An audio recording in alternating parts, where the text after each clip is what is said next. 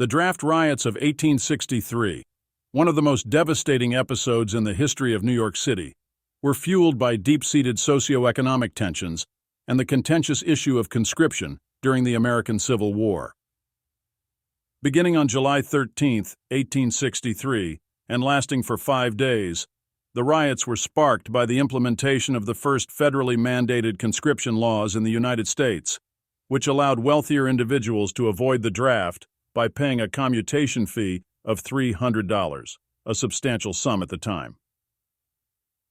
This provision incited widespread resentment among the city's working class, predominantly Irish immigrant population, who perceived it as a gross injustice that placed the burden of war disproportionately on the poor. The draft riots saw mobs comprised largely of working-class men, many of Irish descent, unleashing their fury on draft offices, wealthy homes, and symbols of government authority. However, the violence quickly escalated beyond opposition to the draft, exposing deep racial tensions within the city. African Americans became the primary targets of the rioters' brutality, subjected to lynching, arson, and other horrendous acts of violence. The Colored Orphan Asylum, a refuge for African American children, was burned to the ground, though all the children were evacuated safely before the mob's arrival. The exact death toll from the riots remains a matter of historical debate, with estimates ranging from dozens to as many as 120 or more people killed. In addition to the loss of life, the riots caused extensive property damage, estimated to be in the millions of dollars, devastating large sections of the city. The aftermath of the draft riots marked a turning point for New York City. The violence highlighted the urgent need for reform in various sectors, including law enforcement and social services, leading to significant changes in the city's governance and infrastructure.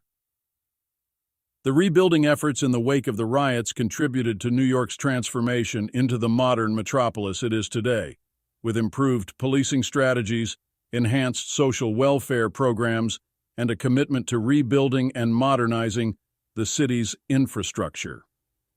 The draft riots also hold a place in popular culture, most notably depicted in the 2002 film Gangs of New York, directed by Martin Scorsese. The movie, while a fictionalized account, captures the chaotic and violent atmosphere of mid-19th century New York City, focusing on the conflicts between different immigrant groups and the corrupt political landscape that fueled social tensions.